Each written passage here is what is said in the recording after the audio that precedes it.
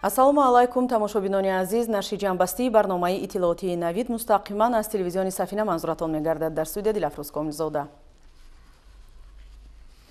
мутобиқи қарори раиси маҷлиси миллии маҷлиси олии ҷумҳурии тоҷикистон дар бораи даъвати ҷаласаи якҷояи шашуми маҷлиси миллӣ ва маҷлиси намояндагони маҷлиси олии ҷумҳурии тоҷикистон даъвати шашум, ҷаласаи якҷояи шашуми маҷлиси миллӣ ва маҷлиси намояндагони маҷлиси олии ҷумҳурии тоҷикистон даъвати шашум 21 декабри соли 2021 соати 8 дар шаҳри Душанбе даъват карда мешавад. шӯрои маҷлиси миллии маҷлиси олии ҷумҳурии тоҷикистон иттилоъ медиҳад ки дар ҷаласаи якҷояи шашуми маҷлиси миллӣ ва маҷлиси намояндагони маҷлиси олии ҷумҳурии тоҷикистон даъвати шашум мутобиқи моддаи 55 конститутсияи ҷумҳурии тоҷикистон паёми президенти ҷумҳурии тоҷикистон муҳтарам Эмомалӣ Раҳмон дар бораи самтҳои асосии сиёсати дохилӣ ва хориҷии ҷумҳурӣ ироа мегардад.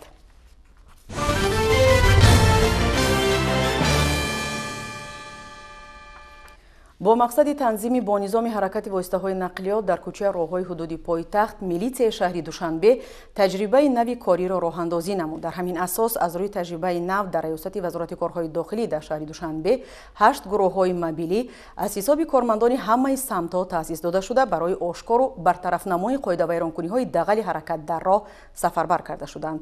дар давоми 15 рӯзи амалиёт аз ҷониби гурӯҳҳои мобилӣ маҷмуан 885 қоидавайронкуниҳо аз ҷумла 63 ҳолати идораи воситаи нақлиёти гаронарзиши хориҷӣ бе иҷозатномаи сиёҳшиша ва ё ба таври яклухт рӯйпӯш намудани оинаи пеши автомашина ба истилоҳи ҷавонон напавал ошкор карда шудааст. тафсилоти бештар дар шаҳри ҳамкасбони мо. бо мақсади танзими бо низоми ҳаракати воситаҳои нақлиёт дар кӯчаву роҳҳои ҳудуди пойтахт милитсияи шаҳри Душанбе мунтазам аз роҳу усулҳои нави корбарӣ истифода намуда ҳамзамон таҷрибаи нави кориро роҳандозӣ кардааст. дар ҳамин асос аз рӯи таҷрибаи нави корӣ дар раёсати вазорати корҳои дохилӣ дар шаҳри Душанбе 8 гурӯҳи мобилӣ ба ҳар 4 ноҳияҳои пойтахт 2 гурӯҳӣ аз ҳисоби кормандони бозрасӣ, самтҳои оперативию тафтишотӣ, таҳқиқу ҳифзи тартиботи ҷамъиятӣ ва криминалистика таъсис дода шуда нафари масъул аз ҳисоби сардорони шуъбаҳои дастгоҳи марказии раёсат вобаста карда шуданд.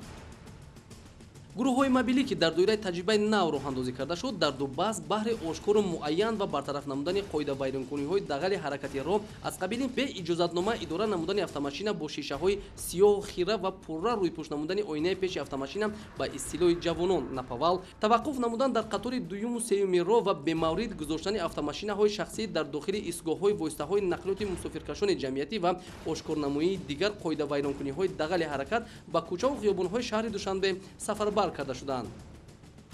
аз рӯи таҷрибаи нави корӣ давоми 15 рӯзи баргузории чорабинии мақсаднок аз ҷониби гурӯҳҳои мобилии милитсияи пойтахт дар умум 885 қоидавайронкуниҳои дағали ҳаракати роҳ ошкору муайян ва ҳуҷҷатгузорӣ карда шуданд. аз ҷумла 63 ҳолати идора намудани воситаи нақлиёт бе иҷозатномаи сиёҳшиша ва ба таври ғайриқонунӣ яглох рӯйпӯш намудани оинаи пеши автомашина напавал, 649 ҳолати таваққуфи нодуруст дар дохили истгоҳи нақлиёти мусофиркашон ва қатори дуюму сеюми роҳи мошингард, 15 ҳолати бе рақами қайди давлатӣ ва бо рақамҳои бегуна идора намудан, 19 ҳолати итоат накардан ба талаботи чароғаки роҳнамо ва ба вуҷуд овардани ҳолати садамавӣ, 139 адад дигар қоидавайронкуниҳо ба қайд гирифта шуда тибқи муқаррароти қонунгузорӣ ронандагони қоидавайронкун ба ҷавобгарӣ ҷалб карда шуданд. қобили зикр аст ки бо тартиби нав нахуст аз ҷониби гурӯҳҳои мобилӣ ки ба таври махфӣ ва ғайриошкоро фаъолият мебаранд ҳолати қоидавайронкунӣ расму ба навор гирифта шудааст. сипас дар ҷои қоидавайронкунӣ нисбати ронанда тибқи талаботи моддаҳои дахлдори кодекси ҳуқуқ вайронкунии маъмурии ҷумҳурии Тоҷикистон протокол бо замимаи расми ронанда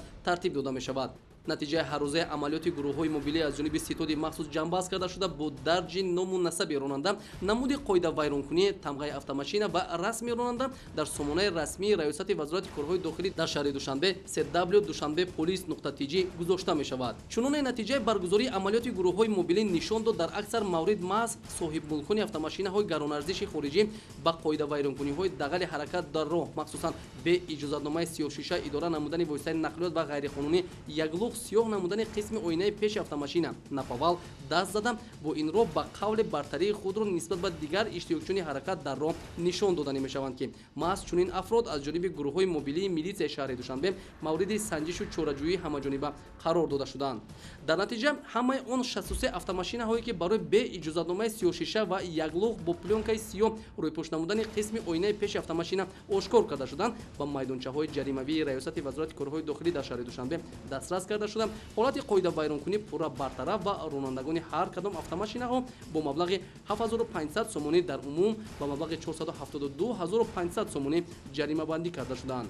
аз ҷумла ронандаи автомашинаи тамғаи Range Rover рақами қайди давлатияш 1000 WP01 Нуралиев Нуриддин Асомиддинович, ронандаи автомашинаи тамғаи Lexus 570 аломати қайди давлатияш 570 ZC01 Хуҷаев Далер Фарухович, ронандаи автомашинаи тамғаи Lexus 570 рақами қайди давлатияш 0101 AU01 Асоев Мутеулло Саидуллоевич, ронандаи автомашинаи тамғаи Lexus 350 рақами қайди давлатияш 7000 AZ01 Алаев Манучер Абдураҳимович, ронандаи автомашинаи тамғаи Lexus RX 400 рақами қайди давлатияш 44 DT01 Саидов Саидмурод Ибодуллоевич, ронандаи автомашинаи тамғаи BMW рақами қайди давлатияш 0WO01 Рашидов Зоҳир Толибҷонович, ронандаи автомашинаи тамғаи Ягуар рақами қайди давлатияш 111 PP01 Идиев Парвиз Ҳусайнович, ронандаи автомашинаи тамғаи Toyota Camry рақами қайди давлатияш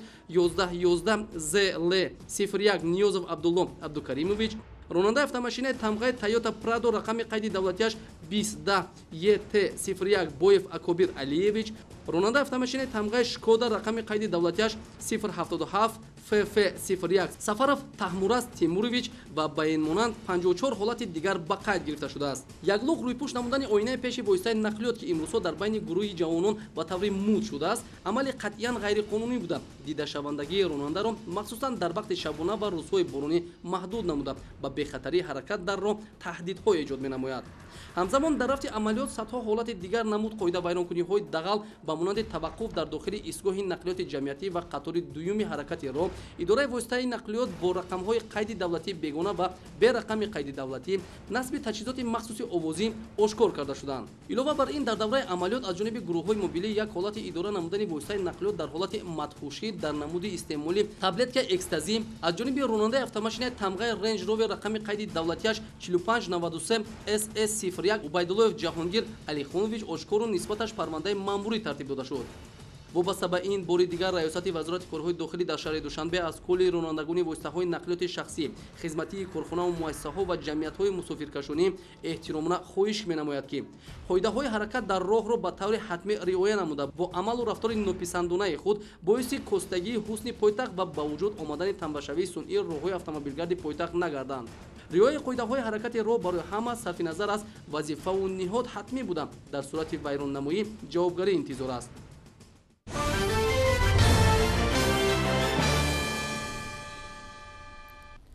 дар маркази маъмурии вилояти мухтори кӯҳистони Бадахшон шаҳри Хорух тадбирҳои ободониву бунёдкорӣ идома дорад. самара ҳамин аст ки соласол инфрасохтори маҳаллӣ афзун ва ҷойҳои нави корӣ барои шаҳрвандон бунёд карда мешавад.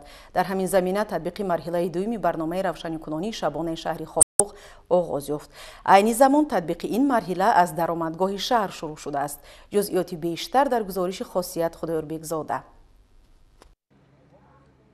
равшанкунонии шабонаи шаҳри Хорух яке аз барномаҳои муҳим дар самти рушду нумӯи маркази вилоят маҳсуб меёбад. амалишавии он баҳри таъмини рӯшноӣ барои сокинон дар қисмати шабонаи шабонарӯз ва ҳамзамон баҳри инъикоси зебогӣ афзоиши таровати шоми Хорух ба роҳ монда шудааст. равшанкунонии шабонаи шаҳри Хорух имрӯзҳо тақозои замон, талаботи айём аст ва баҳри рафта омади шабонаи пиёдагард ва воситаҳои нақлиёт муҳим мебошад. дар оғози соли 2021 дар маркази вилояти мухтори кӯҳистони Бадахшон дар самти равшанкунонии шабонаи маркази вилоят 80% фурӯзонакҳои муқаррарӣ ба фурӯзонакҳои каммасрафи дуодор иваз карда шуданд. дар ин самт ҳамзамон дар маҳаллаҳои назди сарҳадии Тем ва Ниводак, инчунин маҳаллаҳои Шарифобод, кӯчаи марказӣ барномаи равшанкунонии шабонаи Хорух амалӣ гардид. имрӯзҳо бошад ин пирӯжа идома ёфта. طبق نقشه در این مرحله 300 متر راه اساسی محله تیرچید و زیاده از 2000 متر راه اساسی نقلیاتی حدود خاروخ از درآمدگاه شهر تا مهمانخانه سرینا روشنکنانی شبانه شهر آغاز یافت. اجرا کننده وظیفه رئیس شهر خاروخ در آغاز کارهای پروژه اشتراک نموده عرض داشت که همه ساله از 1.5 تا 2 کیلومتر راههای خاروخ با فروزانک‌ها تامین کرده می‌شوند. باید گفت که روشنکنانی شبانه شهر خاروخ یک چند ҳадафҳоро дар бар дорад. дар баробари фурӯзон намудани роҳҳо ҳамзамон баҳри таъмини дидашавандагӣ, намоёнии роҳҳо ҳангоми боришоти барфу борон, гаштугузори бехатари сокинон дар ҳар гуна омили табиӣ, назорати бехатарии шаҳр, назорати видеоии маркази вилоят, аён гардидани иншооти архитектура ва дигар зебогӣ барои сайёҳону меҳмонон ва нишон додани таровату ҷолибияти шабонаи хоруғ мебошад. дар арафаи 30-солагии истиқлолияти давлатии ҷумҳурии Тоҷикистон дар қаламрави шаҳри Хоруғ зиёда аз 6 километр аз ҷумла дар маҳаллаи Шарифобод, дар маҳаллаи Тем, маҳаллаи Фурудгоҳ, маҳаллаи Султони Валӣ равшанкунонӣ аз нав насб карда шуд ва ҳамзамон дар маҳаллаи Тем давоми ҳамун барнома кор рафта истодааст ва ҳозирин вақт қариби 60 сутун аз нав пайваст карда мешаванд. бояд гуфт ки тибқи талаботи муқарраршуда барои равшанкунонии шабонаи кӯчаҳои асосии нақлиётӣ фурӯзонакҳои каммасрафи аз 150 то 400 ватт истифода бурда мешаванд. барои равшанкунонии шабонаи паскӯчаҳо бошад фурӯзонакҳои дорои иқтидори камтар, яъне аз 40 то 125 ватт истифода бурда мешаванд.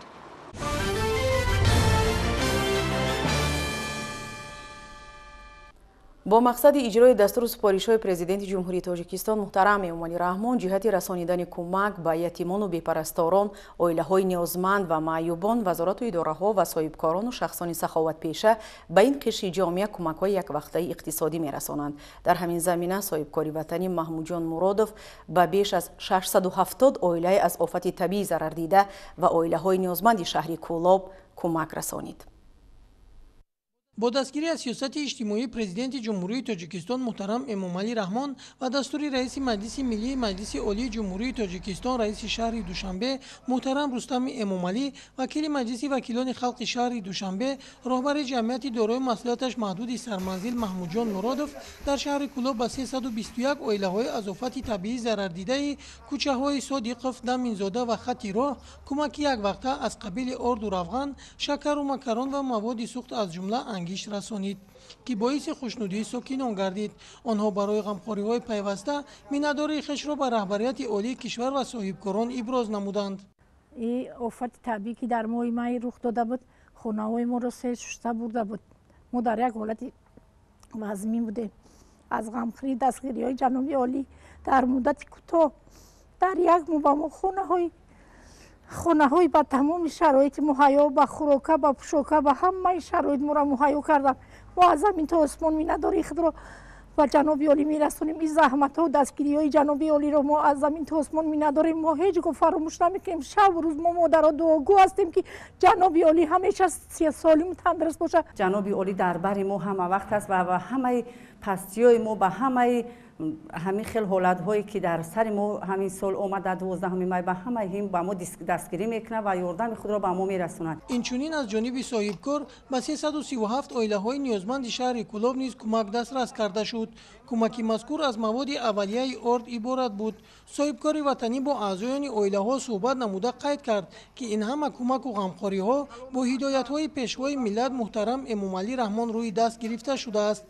сарвари давлат ҳеҷ гоҳ оилаҳои ниёзманд, ятимону бепарасторон ва маъюбонро аз мадди назари хеш дур намемонад ва барои беҳтар гардидани сатҳи зиндагии онҳо кӯшиш ба харҷ медиҳад. дар ҳамин зимн соҳибкори ватанӣ ба ҳайати шахсии дастаи таъиноти махсуси минтақавии вазорати корҳои дохилии ҷумҳурии Тоҷикистон бо қароргоҳ дар шаҳри Кӯлоб вохӯрӣ намуда ба 120 нафар кормандони ин ниҳод маводи хӯрока аз қабили орду равған, шакару макарон ва гӯшт дастрас намуд. зимни суҳбат иброз дошт ки кормандони дастаи таъиноти махсус баҳри оромии ҷомеа ва мубориза ба гурӯҳҳои ҷиноятӣ ва ҳифзи тартиботи ҷамъиятӣ доимо даст ба коранд ва дастгирии онҳо дар беҳтар гардидани фаъолияташон мусоидат мекунад. мо кормандони таъиноти махсус ваъда медиҳем ки барои ватани худ тан ба тан, ҷон ба ҷон ба ҳар як порча замини ватан ва барои ҳар як қатраи оби ватан ҷонисорӣ мекунем, омодаем. дар мубориза ба гурӯҳҳои муташаккил ва ҷинояткорӣ, тартиботи ҷамъиятӣ омодаем. мавриди зикр аст ки бо таваҷҷӯҳ ба ҳидоятҳои пешвои миллат ҳамин гуна кӯмакҳо аз ҷониби соҳибкорон ва шахсони саховатпеша дар арафаи иду ҷашнҳо низ ба ниёзмандон расонида мешавад. شیرینجان سفرزاده سیفالدین اسماعیلوف از شهر کولاب برای برنامه نوید.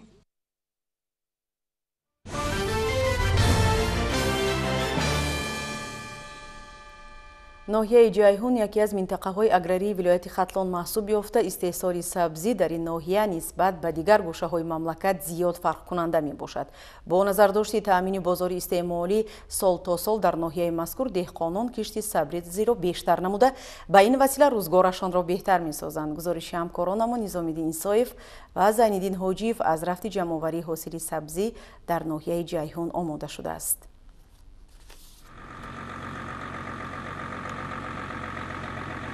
با این مانند ماشین‌های پر از بار صحنه شدیدی کار و داوطاز خوجگیدار و شمردن خریدار را کسب دیده یقین می‌شود که سال جاری مهنت زردداران ناحیه جیهون ثمر داده است و حاصل در کشتزارها فراوان است، زیرا چند ماه است که جمع‌آوری حاصل این نوع بیخمیوه در منطقه آغاز گشته تا به حال ادامه دارد. این حال در تمام خوجگی‌های دهقانی تابع جماعت شهر دهات ناحیه جمع‌آوری سبزی با مرام ادامه دارد. تا امروز میدان 1200 گکتار سبزیزار جمع‌آوری کرده شده. از هر یک گکتار به حساب میانه 350-360 لیره حاصل جمع‌آوری کرده شده است. از میدان 1200 گکتاری که جمع‌آوری کرده شده است زیاده از 36000 تن محصولات خوشصفت استحصال کرده شده و تمام بازارهای داخلی جمهوری روانه کرده شده است. در این شب و روز تردد دهقانان جیهونی باز هم بیشتر شده است، چون ایشان از روزهای آفتابی منطقه استفاده برده تلاش می‌نمایند تا اینکه حاصل سبزی را جمع‌آوری و به فروش برآورند، تا اینکه از این لحاظ هم فایده به دست آورند و هم در زمین‌های خالی گشته کشت تیرماهی را به راه مانند. من سریم سال است که ما همینجا میبریم، همینجا میگیریم، سبزی گرفتیم ان شاء الله میبریم همین چیده بازارهای ولایت سوخته همین میده میفروشیم. زندگی اینها هم رفته است، زندگی ما هم. با چه خاطر مثلا شما میین محض از همین سر زمین دهقان خریداری میکنید؟ برای که اینجا صفتش هم نقص، دهقانا آدمای خوبن. ای بازار میرین اونجا خیلی باری دلانگیته گرفتن نمیتونی. باید گفت که نزدیک 2000 گکتار زمین‌های کرمی آبی ناحیه جیهون را سال جاری سبزی تشکیل میداد، چون در ناحیه دهقانانی که به کشت این نوع سبزوات مشغولند کم نیستند و هر یکی آنها با استفاده از تجربه سال تا سال میدان کشت سبزی را بیشتر مینمایند.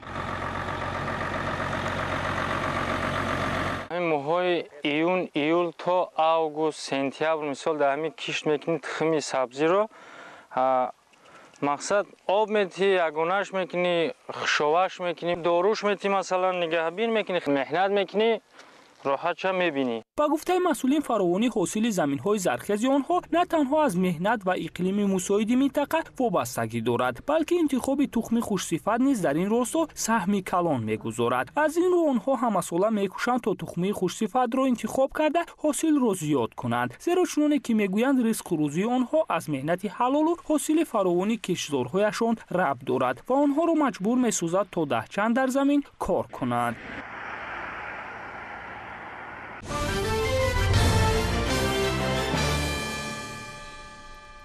دهقانان ناحیه دنغره در برابر استحصال محصولات کشاورزی در میدان‌های وسیع، اینچنین در استحصال محصولات کشاورزی بروقتی در گرمخانه‌ها هم تجربه کافی دارند. همکارمان صلاح‌الدین نعمتوف از رفت کشت تیرماهی و وضع گرمخانه‌های جماعت دهات اسمت شریف ناحیه دنغره گزارش می‌دهد.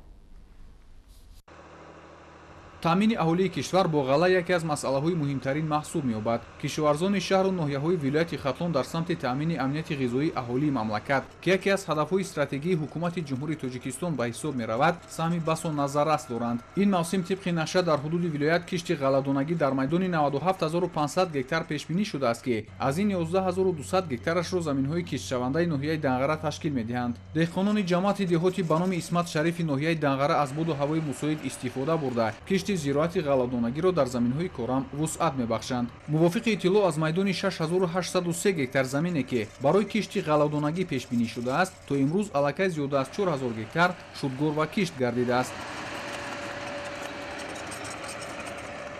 خوجگی‌های دهقانی ما امروز با سطح بلند از نحوه کشت گندمی بلندصفه استفاده برده در سر وقت کشت تیرامویی را به انجام رسانند و حاصل دلخواه در سال 2022 گیرند. امروز با طلبات‌های نقشه‌بندی ما غیر از کشت تیرامویی نقشه‌ای که ما در کشتی بهاری هم می‌گذاریم، از جمله کشتی زمین‌های شودگوری پخته سر شده رفته شده است و ما در مابین‌های ماه دکبر کشتی زمین‌های پخته را هم بین‌آمد گرفتیم که به انجام رسانیم و در بهار با کشتی موندگی زمین‌ها کشتی زغیر و دیگر محصولات بهاری را گذرانیم. محمد سعید نورمатов بعد از برآمدن به نفقه طولی 10 سال می‌شود که به دهقانی مشغول است. او در میدان 6 گکتار زمین خوجگی دهقانی نورمат را تشکیل نموده هر یک وجب زمین را ثمرانок استفاده می‌نماید. این موسم بعد از جمع‌آوری حاصل خوبی گندم در زمین خود کشتی تکراری زراعت‌ها را به راه مانده بود که از نتیجهش قناعتمند است. به گکتار پخته می‌کنم.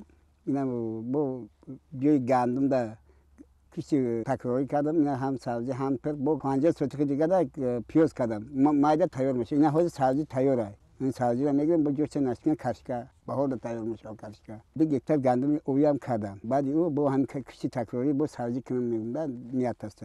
خاک و اقلیم ناحیه دنغره برای پرورش و استحصال همگونه نمود محصولات کشاورزی مساعد و موافق است. در برابر استحصال دیگر زراعت‌های کشاورزی، دهقانان جماعت دهاتی به نام اسمت شریف در پرورش و استحصال میوه سیتروسی لیمو و دیگر محصولات کشاورزی بروقتی تجربه کافی دارند. خوجگی دهقانی دلشاد در اختیار خود 10 گکتار زمین کرم آبی داشته قسمت زیادی میدان خوجگی را باغ تشکیل میکند. خوجگیداران در 10 صدیک زمین گرمخانه لیمو تشکیل نمودند که الکی نهالان لیمو حاصل ده گردیدند.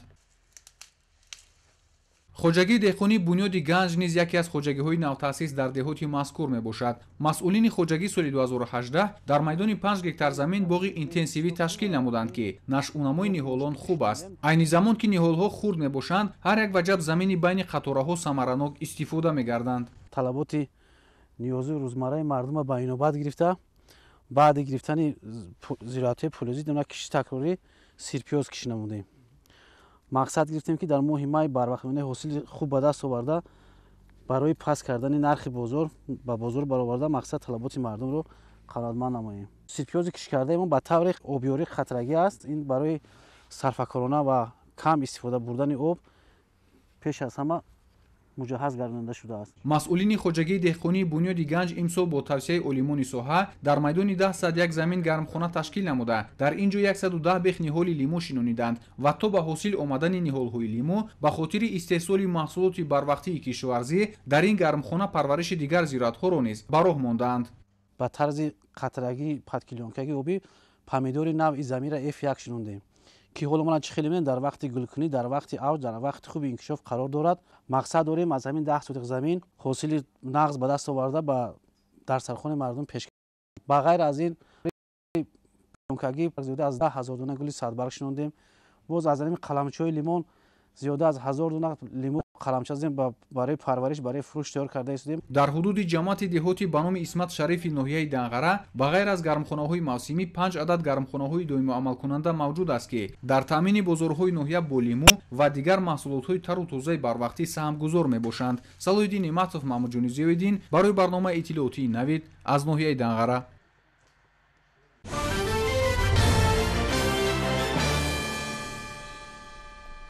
کشاورزان ناحیه واسع نیز با مقصد تامین بازار استعمالی با محصولات از لحاظ اکولوژی تازه در کشت تیرماهی میدان پرورش کارتوشکا را وسیع نمودند. در خوجگی دهقانی برادران ماه روان در میدان زیاده از 1 گکتار کشتی بروقتی کارتوشکا گذرانیده شد. اهل زحمت کشتی کارتوشکا را با مسئولیت متخصصان ساحه کشاورزی و با رعایت قاعده آگروتکنیکی گذرانیدند. میگوید خبرنگاری منطقوی ما خوجا نظریف. در ناحیه واسع با استفاده از روزهای آفتابی ماه دکبر صدای آواز محرک تکنیک‌های کشاورزی بلندتر می‌گردند. دهه چهارباغ این زمین را خوجگی دهقانی برادران استفاده می‌نماید. هوای سرد شب و گرمی نصف روز زمین را ملایم گردانیده حرکت تراکتورها را آسان گردانیده است. دهقانان از فرصت قله استفاده نموده با دستور و مصلحت متخصصان ریاست کشاورزی ناحیه به کشت کارتوشکای بروقتی مشغول شدند. خوجگیداران از روی مصلحت متخصصان عمل کرده تخمی خوشصفت را جدا کردند.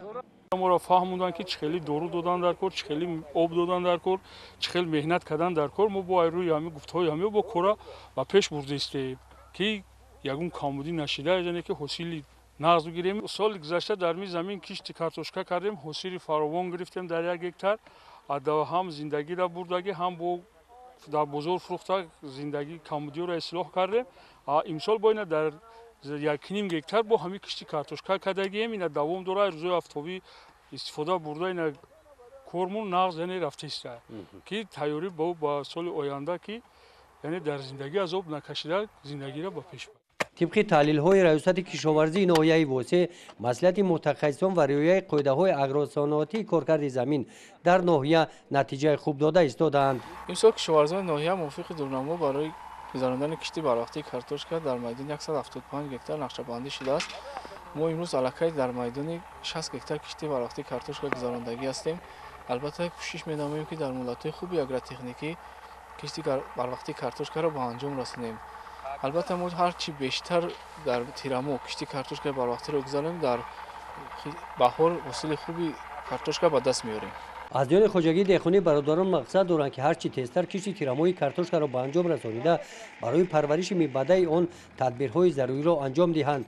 این شب و روزها باشد نامساعدی آب و هوا را بینابت گرفته خواجگیداران برای نگاه داشتن نمی و نشو و نمای خوب زراعت‌های کش کرده شده برای خامانی زمین‌ها را آماده می‌سازند. گزارش خواجه نظریف خدای نظر ظهوروف از ناحیه واسه برای برنامه اطلاعاتی نوید.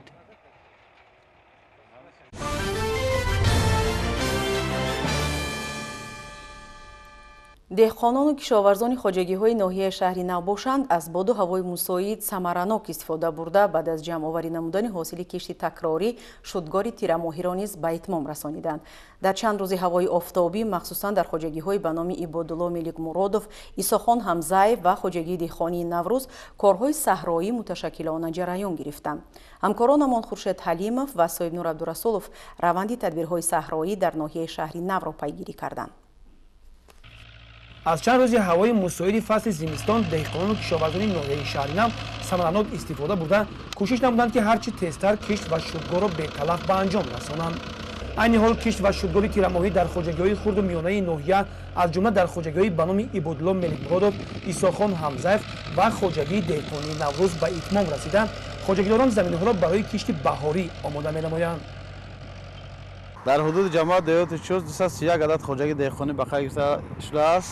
имсол дар майдони 180 гектар кишти ғалладона гузаронда шудааст ки дар заминҳои шартан обӣ, лалмӣ ва обида рафта истодааст. деҳқонони мо кӯшиш мекунанд ки ҳосили хуб ба даст оварда шавад, баъди таъмин намудани амнияти озоқавории кишвар саҳмгузор шавад. барои бармаҳал анҷом додани ин тадбири фаровонҳосилӣ ки дар баъзе хоҷагиҳои деҳқонии хурд боқӣ мондааст, дар ноҳияи шаҳрнав аз ҳисоби мутахассисони бо таҷриба ситод ташкил карда шудааст ва аъзои он пайваста рафти корро назорат менамоянд. майдони 600 гектара шудгор кардагӣ ба заминои лалмӣ, аз он ҷудо дар 111 гектараш имрӯз кишти ғалладонагӣ гузаронда шудааст. хай мондагӣ шудгор дар рӯзҳои наздик тамом мекунем. албатта нақшае ки дорем ғаллакориам дар рӯзҳои наздик ба охир мерасонем. барои беталаф гузарондани кишт ва шудгори тирамоҳӣ дар хоҷагиҳои хурду миёнаи ноҳияи шаҳри нав тамоми техникаҳоро аз таъмири куллӣ бароварда ба кор сафарбар карда буданд ва инак боз техникаҳо барои кишти баҳорӣ омодагӣ медиҳанд. мувофиқ ба маълумотҳои раёсати кишоварзии ноҳияи шаҳри нав, нишондодҳои соҳаи кишоварзӣ соли гузашта дар хоҷагиҳои хурду миёна баланду умедбахш гардидааст. гузориши хуршед ҳалимов, соҳибнур абдурасулов аз ноҳияи шаҳри нав барои барномаи иттилоотии навид.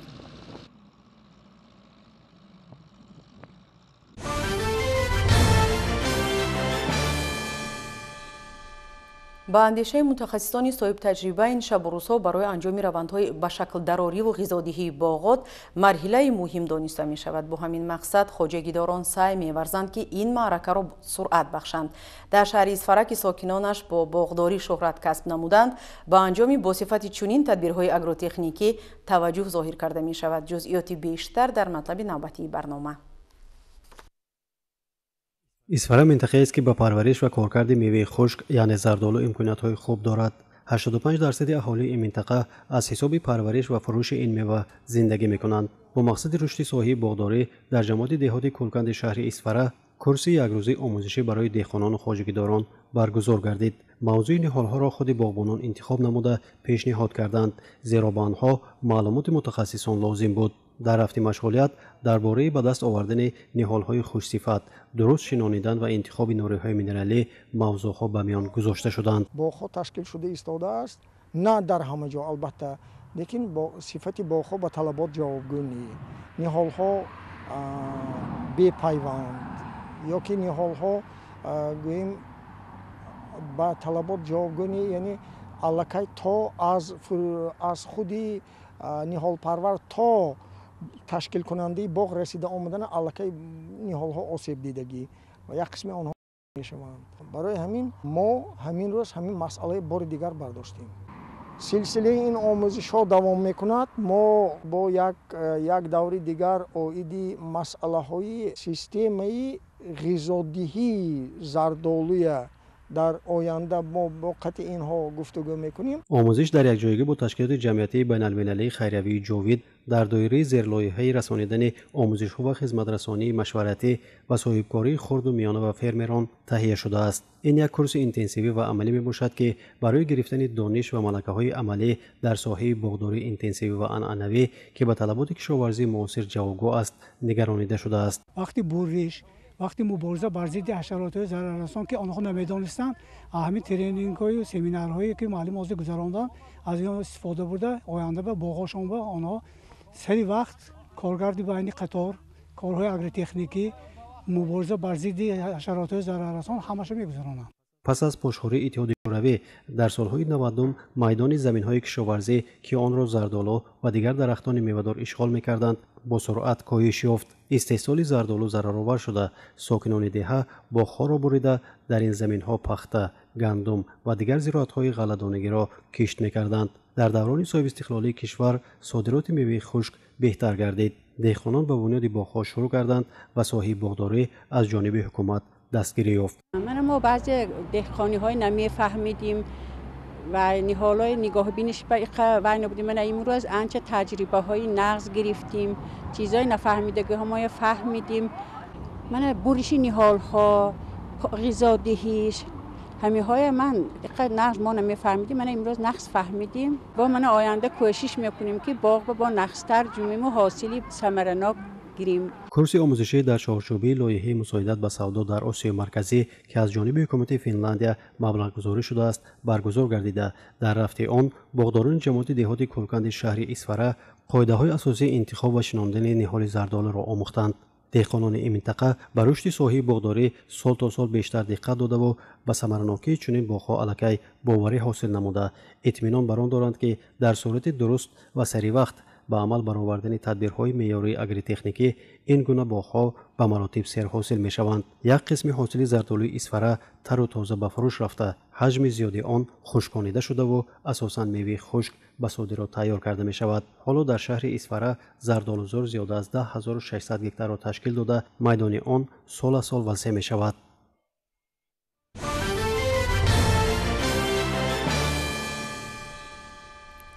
даври ниҳоии озмуни ҷумҳуриявии фуруғи субҳи донои китоб аст барои аксарияти иштирокчиён хотима ёфт, вале барои нафароне ки довталаби шоҳ-ҷоиза ҳастанд боз як рақобати шадид дар пеш аст. ҳакамони озмун ки аз рӯи ҳамаи номинатсияҳо ташкил ёфтааст, илму дониши довталабони шоҳ-ҷоизаро хеле ҷиддӣ мавриди санҷиш қарор медиҳанд, мегӯянд ҳамкорони мо. давоми ҳафтаи охир ин маротибаи дуюм аст ки сафия ширинова назди ҳакамони озмуни ҷумҳуриявии фуруғи субҳи донои китоб аст баромад мекунад, вале ин дафъа ҳакамон танҳо аз як номинатсия не, балки аз ҳамаи бахшҳои озмун мебошанд ва хеле серталабу ҷиддиянд. зеро ин даври чоруми озмун аст ва сафия довталаб барои шоҳҷоиза мебошад. агар маротибаи аввал сафия танҳо дар бахши адабиёти бачагона дониши худро нишон дода бошад, дар ин давр ҳакамон маҳорату дониши ӯро аз рӯи ҳамаи номинатсияҳои озмун месанҷанд.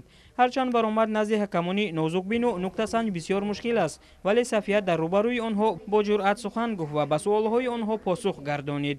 барои ман камтар мушкил ин адабиёти хориҷа буд, зеро ман танҳо ба адабиёти бачагона таваҷҷӯҳ зоҳир намуда будам. аз ин рӯ камтар бароям мушкил буд, аммо тавонистам ки ба суолҳои онҳо ҷавоб диҳам. صفیه که خواننده صنف هشتم از شهر روغون میباشد. سال سوم است که در آزمون جمهوریوی فروغ صبحی دانایی کتاب است شرکت می‌ورزد و 2 سال قبلی هم اشتراکچی دوری نهایی بوده است. او میگوید با گذشت هر سال تعداد کتاب و اثرهای مطالعه نموده‌اش افزوده است و نتیجه همین کوشش و غیرتش است که امروز در دور چهارم برای شاه جایزه مبارزه می‌برد. سال اول نیز من از روی نامه ادبیات بچگانه بودم، اشعارم کم بود و این سال کوشش نمودم با اشعار زیاده، یعنی 800 افسانه، 500 حکایه، 400 اثری بدیعی، 200 غزل، 30,000 مصرع شعری و 15,000 بیت شرکت ورزیدم. سال گذشته تنها سزاوار جای افتخاری گشتم، اما این برای من یک تحقرسی بود که من توانم در سال سوم باز دانش خود را مکمل‌تر ساخته اشتراک کنم. در مجموع 5 نفر از همه نامیناسی‌های آزمون برای شاه جایزه مبارزه می‌برند. طوری مشاهده شد امسال داوطلبان این بخش نیز زیاد گردیدند و به این حساب هم طالب علمان و دانشجویان و هم نمایندگان کسب و کار گوناگون شاملند. روزهای نزدیک در مراسمی با شکوه اسم غالبان امساله آزمون جمهوریوی فروغ صبحی دانایی کتاب است اعلان و با مکافات قدردانی کرده خواهند شد.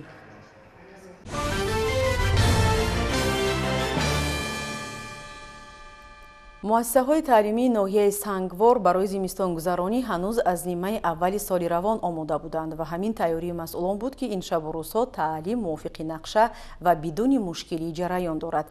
معارفچیان جهت گذرانیدن این موسم به قدر کافی مواد سوخت ذخیره کردند. اطلاع می‌دهند همکاران ما. در ناحیه سنگوار 59 مؤسسه تعلیمی فعالیت می‌کنند. طبق اطلاع مسئولین همه مؤسسه‌های تعلیمی با انگشت هیزم تأمین کرده شده. در این روزهای سرد زمستان تمام خوانندگان در سیمخانه‌های گرم به تحصیل فرا گرفته شدند. در همه مؤسسه‌های تعلیمی ناحیه 380 تن انگشت و 587 کوب هیزم جمع‌آوری کرده شده است و باوری داریم که زمستانگذرانی امسال را با سر بلند و با گرمی خوب تأمین می‌کنیم. تدبیرهای اندیشیده شده امکان می‌دهد که مؤسسه‌های تعلیمی به دوره سرما آماده گردیده در آب و هوای نامساعد فعالیت معتدل خود را به راه مانند. برای گذراندن زمستان سال‌های 2021-22 ما برای مؤسسه 15 تن انگشت و 10 کوب هیزم ذخیره نمودیم که پورا برای گذراندن زمستان بسنده میباشد. برای زمستان گذرانی سال 2021-22 تمام سیمخانه‌ها و اتاق‌های کاری با پچکه‌های علاوه تامین شدند. برای زمستان گذرانی 32 کوب هیزم، 10 تن انگشتن و موادهای خوراکه، سوزشواری‌های دیزلی 100 لیتر، یک گنراتور برقی، گرمکنک‌های برقی 13 عدد تامین شدند که زمستان گذرانی سال 2021 و 2022 را به یگان مشکلی پس سر می‌نماید. در کودکستان ناحیه آمادگی‌ها به زمستانگذرانی خوب به راه مانده شده. مؤسسه با دستگیری مقامات اجرایی و شعبه معارف با هیزم و انگشت تأمین کرده شده است. در مؤسسه برای گذراندن زمستان 4 تن 500 کیلو انگشت، 4 کوب هیزم و موادهای سوزشواری خوراکه ذخیره گردیده است. ما کوشش می‌نماییم که زمستان امسال را به خوبی پشت سر نموده کودکان را در مؤسسه و گرمی تامین نماییم. با اندازه 20 تن انگشت، 10 متر کوبی هیزم و 60 لیتر سوزشواری آماده است. خب در مؤسسه مذکور گرمدهی با واسطه پیچ‌های بوغی عمل می‌کند که در 2 بست فعالیت می‌کند. گرمدهی در مؤسسه‌های تعلیمی ناحیه سنگوار در سطح ضروری به راه مانده شده. اهل معارفچیان ناحیه بهر بهتر نمودن تعلیم و تربیت نسل نورست تمام کوشش و غیرت خود را روانه می‌نمایند.